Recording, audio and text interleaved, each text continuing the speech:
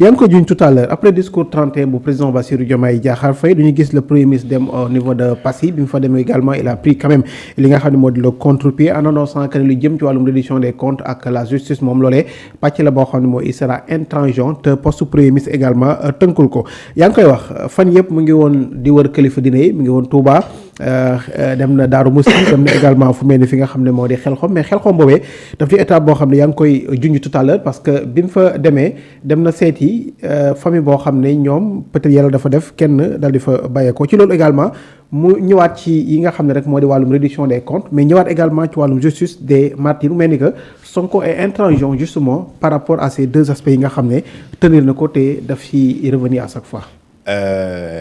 Responsabilité morale la. oui ci état laa wax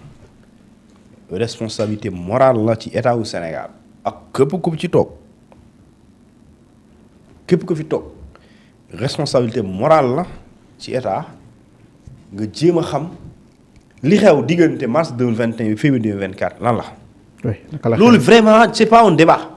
même su fekkente yow da nga ne sax man noo garaawul mais Sénégal état wu Sénégal laa bëgg a wax état wu Sénégal moom moo signé ratifié lu ñu tuddee la convention des Nations Unies contre la torture. La convention des Nations Unies contre la torture Bamba xam nga lan la wax daf ne su ma jumlee ci article 4 xamu 3 daf ne li ñuy tuddee torture yi li ñuy tuddee traitement inhumain dégradant cruel su amee ci réew boobu de li ñu war a njëkk a def d'abord dañu war a def ay li ñuy tuddee une mise en place d'une commission d'enquête indépendante pour mu situer les responsabilités et loolu daf ne immédiatement la immédiatement su loolu amee lu mel nii su amee ci réew mi dañu war a mettre en place benn commission d'enquête indépendante pour situer les responsabilités loolu c'est la convention des Nations Unies contre la torture je ne parle même pas de ce qu'on appelle comment on appelle ça encore le truc là le kii de Rome traité de Rome oui statut de Rome voilà waxuma la statut de Rome léegi loolu su amee ñu ne la balaa loolu di am sax état yi nga xam ne dañoo nekk des états signataires états membres dañu war a fexe ba créer condition lu mel loolu sax du am ci réew mi ñu ne waa léegi bu amee ci réew mi nag yow da nga war a def commission d'enquête indépendante ça veut dire que donc l'État est obligé de créer une commission d'enquête indépendante pour situer les responsabilités. moo tax en 2021 précisément avril l'État du Sénégal à travers le gouvernement de Macky Sall moi Thioune en tout cas j'ai été présent ci benn rencontre gouvernement avec la presse ñu tuddee ko le mémorandum du gouvernement sur les événements de mars 2021 ñu élaborer un document man document boobu laa xam fan la ma réer ñu bind document bu ay quelques pages ñu wax ñaata nit ñoo dee ñaata nit ñoo gaañu et cetera ñaata moo yàqu ñu évaluer ko ba pare ñu jël engagement ne l'État du Sénégal va situer les responsabilités justice fera son travail voilà jusque là nous sommes en 2025 4 ans plus tard aucune responsabilité n'est encore située aucune responsabilité sinon si am na ay responsabilités ñu situées man yëguma ko et s'il y a des enquêtes sérieuses qui ont été menées quel est le résultat enquêtes yooyu lan la wax alors que yow li Sénégal signé bokk na ci ne torture traitement inhumain traitement dégradant traitement cruel lii de vraiment loo leen mën a amnistier mu leen ko ci boole mënul nekk c'est des événements imprescriptibles d'amnistie mënul nekk comment loolu nan ngay reconnaître loolu ba pare nga sëgg ci loolu nga ne du am moo tax donc képp ku fi nekk nga nekk président de la République obligation la pour yow moralement pour l'État de situer les responsabilités dama ne même bu fekkente ni ñi def par exemple diw dee entre jàpp nit tëj ak nit ki dee kan lañu war a soucier wu dañu war a soucier wu ku ci dee donc jàpp nit parce que moom moo rey diw est-ce que dafa war a nekk problème enquête pour situer xam ku rey nit ak ki nga xamante moom moo dee dootul ñëwati kan lañu war a soucier wu ki dee wala ñu war a soucier wu et non ki nga xamante ni soo ko jàppee xaw ma lan donc yooyu vraiment li am solo mooy l'État du Sénégal est dans l'obligation de situer les responsabilités quitte à ce que peu importe les auteurs peu importe les responsables peu importe les commanditaires s'il y en a peu importe également ñi nga xam ñoo des complices dama ne s'il y a des gens qui ont osé tuer des gens des Sénégalais et des Sénégalais il faut les arrêter s'il y a des gens qui ont osé maltraiter des Sénégalais pour xaw benn motivation il faut oser également les mettre devant leurs responsabilités sinon boo ko fi deful dama ne c'est de l'impunité c'est un déni de justice mooy dara yow ñëpp xam na ne lii am na te warul am yoon daf ci war a agir nga ne non garaawul loolu mooy déni de justice. nit def dara nga xam ne lii yoon moo ne ku def lii dañ la war a jàpp dañ la war a topp defuloo ko nga ne bàyyi leen ko loolu c'est de l'impunité soo ko bañee aussi boo xaw ma de man je suis pas un prédicateur du ma prophète. oui du ma xaw ma luy xew suba waaye damay ragal bu xewaat mooy tey impunité fu mu yàgg am déni de justice yàgg fa am beneen yoon bu mu la jaaxal occasion bu mel noonu ñëwaat ay ñeneen nit defaat lu mel noonu parce que naa du mujj fenn et mujj fenn moom sëñ bi def yu bëri rek te lu am Sénégal fii man de déglu naa kii bi ñu tudd sax déglu naa documentaire waa bi ñoom nee na dañuy génne bëriwul te kenn moo leen mën a génneel mooy directeur de la police nationale moo leen mën a génnee te jafe-jafe yu ñu am mooy bokkoon na si ñoom dañu war a def intervention ci fait yu grave léegi nag soo leen déployer ci lu mel ni maintien et rétablissement de l'ordre dañu am jafe-jafe parce que ils sont obligés ñu yemale parce que ñoom seen doole maanaam li ngeen formé du ay vraiment gars yi taal nañ pën nga ñëw xam nga fay fën yi wala dàq manifestant ñu dàq loolu noonu taxuñ la ñu formé leen maintenant ñoom c'est des agents c'est des forces de l'ordre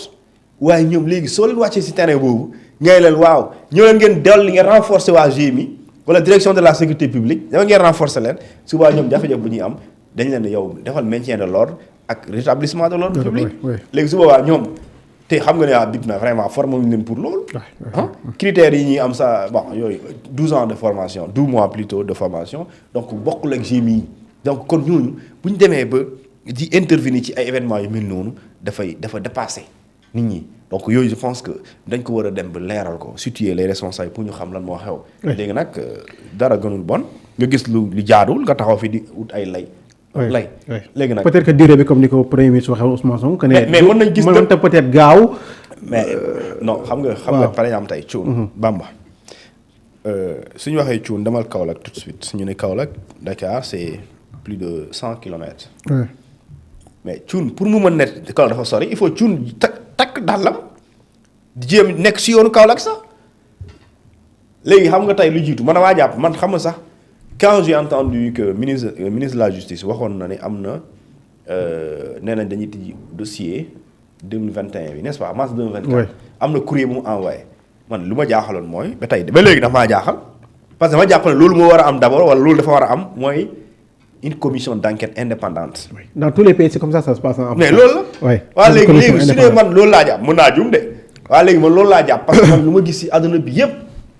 xëy na Sénégal day nekk exception lu ma gis ci àdduna bi yëpp loolu mu la ñuy def. commission d'enquête indépendante mais ba léegi dégguma la création de cette commission d'enquête indépendante. waaye léegi 6 mois je pense que commission dafa war a am et qu'il y a pas la création d'une quelconque commission d'enquête indépendante alors est-ce que moi je peux considérer que jamono jooju il y a eu des enquêtes qui sont en train d'être menées mun naa ci non xaw ma waaye naa jàpp ne su fekkante ni commission bi préalable la donc mbir mi c'est pas pour demain. et je pense que même Gambie bii ñu jege bii jamono léegi tey nga dégg. commencé nañ ko ak le cas de Yaya Jammeh. yaa ngi dégg. Yaya Jammeh am na tribunal bi spécial bi ñu war a créer pour ñu àtte ko. àtte tous les dignitaires du régime de Yaya Jammeh tout le monde je dis bien Gambie et loolu c'est pour bientôt et bu Barrow ñëwee jub na la jubul waaye loolu moo fa am commission d'enquête pour la vérité et réconciliation loolu lañu ko bindee commission d'enquête vérité et réconciliation. vérité bi mooy. procès réconciliation mooy bu ñu paree ba xam dëgg bi ñi war a juboo ñu war a ànd léegi nag man bon discours président ba léegi man aw moon jot wax si waaw mais bon t'inquiète. mais par rapport à la reddition des comptes peut-être là loolu moom mën nañu wax ne y a rien qui l'empêche justement de le faire hein. mais te tey peut-être que j'ai l'impression que l'affaire dafay ralentir que liñ ci amoon sax naka nii ba tey kenn xamul exactement fan la mujj. mais man dama jàpp ne sax justice Sénégal dafa war a communiquer ci sortie bu mu njëkkoon def ñu indi procureur général ak le procureur de la République Ibrahima Ndoye ak kii nga xamante ni moom mooy le procureur de la République financier dañoo génnoon def communication bu am solo et les gens ont eu des informations pêle-mêle am information yu bëri xam nga je me rappelle bien Ibrahima Ndoye par exemple quand il expliquait li ñu tuddee les mesures yi nga xamante ni moom lañ octroyé pour nga mën a am li ñu tuddee liberté provisoire. mais ñun dañ ko doon expliquer chaque jour ñun pourtant on évoquait l'article 140 du code de procédure pénale Ibrahima Ndoye est venu expliquer ça au moins en tant qu'autorité judiciaire pour sénégalais yi xam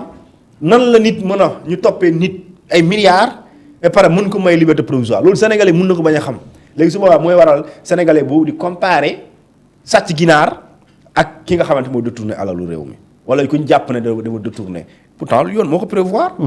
léegi nag su fekkente ni yoon moo ko prévoir et que waxuloo ko et que le sénégalais lui il pense que ki ñu jàpp ne dafa jël alalu réew mi nekk ay 10 milliards wala 1 milliard kooku vraiment sooram moo war a tar moo war a gën a mën a tar que koo xamante ni dañ ne dafa sàcc ginaar boo xam ne mu ngi jar 10 000 xaw ma 5 000 et pourtant kooku bu demee yoon dañ koy téye tëj ko. mais kii bu demee mën nañ ko bàyyi mu dem ñibbi parce que dafa cautionné dafa remboursé alors que kii amul occasion bi alors sénégalais bi dafa jàpp ne kii lañu war a gën a mën a sanctionner. mais la loi ne le prévoit pas. et dans ce cas seule l'autorité judiciaire moo war a génn pour leeral loolu. ci yeneen dossier également nous sommes dans un processus de reddition des comptes et cette logique là pour nga mën a wax ne dañuy gérer sobrement les deniers publics et que dañuy am lu ñu tuddee transparence alors il faudrait que li ñuy jot a justice li mu jot a def parce que léegi mat 1 an ci conférence de presse boobu mais diggante boobu ba léegi ñaata milliards la ñu dajale parce que am na est-ce que amuñu delloo ñu delloo ñaata la. maanaam on n'a pas besoin bon pour des questions. peut-être defoon nañ bilan peut-être ci première sortie comme ni nga ko waxee. mën nañ bu la neexee bul wax diw delloo na waaye mën nga wax ne on a pu rassembler wala dajale nangamu milliards ci lu ñu tuddee reddition des comptes bi nga def bilan. 100 milliards macha allah parce que justice dafay contribuer ci financement développement réew justice dafay contribuer ci financement développement réew li ñuy tuddee les amendes c'est pas pour rien bu ñu la amandé ñu jël xaalis yóbbu ko trésor boobu dañ koy sottiwaat ci soxla askanu Sénégal donc bu dee nit aussi dañ koy toppee 10 milliards bu remboursé 5 milliards wala mu avancé 5 milliards yooyu day dem trésor c'est trésor boobu bu duggee kenn xamatul xaalis fu mu jógee l'essentiel dañuy naan xaalis état au Sénégal donc état bu ko soxlaa day ñuul bu ci waree tabax lycée buy jar 3 milliards day tibb ci 5 milliards yooyu yóbbu ko ci lycée boobu tabax ko donc le bilan doit être fait. ñu xam effectivement diggante 2024 ba 2025 précisément janvier alors l'état du Sénégal à travers sa justice lan la def baraam tey pour nga mën a am yaxin ne l'état du Sénégal. conviction bi nit ñi amoon parce que loolu principe la reddition des comptes est un principe du ay question de choix loolu état bu toog képp ku fi fal yow boo falu woon sax soo defu reddition des comptes sëñ bi ma xam ne yow xamuloo kon lu tax ñu fal la parce que reddition des comptes wareef la obligation la mooy Bamba dénk nañ ko Feeling Dakar pendant 2 ans jox nañ ko ay millions alors léegi nee nañ ndax moo koy remplacer alors balaa muy ndaag di toog ndax il faut mu xam Bamba lan la fi bàyyi bor bi ñaata la Bamba est-ce que millions yi ñu ko doon jox est-ce que mu ngi ko doon dugal ci employé yi est-ce que daa Bamba jox ko un document ñu jàll su dee wóoru ko mu def audit boobu su boobaa bu ñu gisee ne am na ay irrégularités nga dem yoon ñu leeral ko donc pour moi ce n'est pas une question de oui c'est-à-dire est-ce que dafa war a am et loolu nag boo ci nekkee di ko def nag dafay jaar na aussi ñu taxaw seetlu ne bi nga ko commencé def ba léegi d'accord baax na de. waa léegi liñ ci jëlee parce que reddition des comptes aussi da nga jàpp ne da ngay ñëw di récupérer te doo dugal état Sénégal day dépenser. waay des commissions rogatoires. da ngay génne xaalis Madiambal Diagne mii da nga jàpp ne état Sénégal lu koy toppee dafay toog rek amul si 1 franc bu mu ci dugal da ci dugal xaalis parce que l'agence judiciaire d'État s'il doit voyager il passe par où ku koy fayal avion. l'état du Sénégal. buy loger fu muy dëkk da nga naan ci état loolu dara waaye su ko defee 10 fois du mat ay millions ñeneen def ko ay yeneen fois ak ci biir réew mi les enquêtes yi ngay def approfondir waa DIC waa cyber xaw ma lan waa DIC commission délégation judiciaire ñii yëpp nga activé la ñuy liggéey nga dem pôle judiciaire bii dama seen bâtiment boobu du gis nga bâtiment boobu est-ce que ay kii la bu dee état moomu ko da nga xam ñaata lañ koy loué bu dee état moomu ko loolu xam nga du bâtiment ay como yi nii donc pour dire que loolu ça c'est de l'argent léegi nag pour nga mën a def yenn résultats yi il faut nga def ñu doon préfinancement mooy nga yëkkati xaalis def ko ci pour nga mun def yenn investigation yi parce que jamono dafa am fu mu toll. kii lax xaalis te yow pôle judiciaire financier moom moo ne des mécanismes sophistiqués. waaw léegi soo bëggee dévoiler ay mécanismes sophistiqués il faut des stratégies de nouvelles investigations de nouvelles techniques d'investigation. Et ces nouvelles techniques d'investigation dañuy exiger ay ñu ngi tuddee de nouvelles technologies et ces nouvelles technologies sont payantes. ok mais am nga wax dafa mel ni que ñoom ñaar seen discours léegi mu ngi mel ni yàlla ak yàlla yi président moom dafay wax wàllum jàmm wàllum booloo ci beneen wàll ga Ousmane moom mu ngi taxaw fu mu taxawoon rek mooy la reddition des comptes justice pour les martyrs. waaw man nag sëñ bi Sénégal amul guerre kon am na jàmm. waaw. Sénégal amul guerre Sénégal amul xuloo man gisuma ko xuloo ak Sénégal man gisuma ko man sama koñ amul xuloo musuma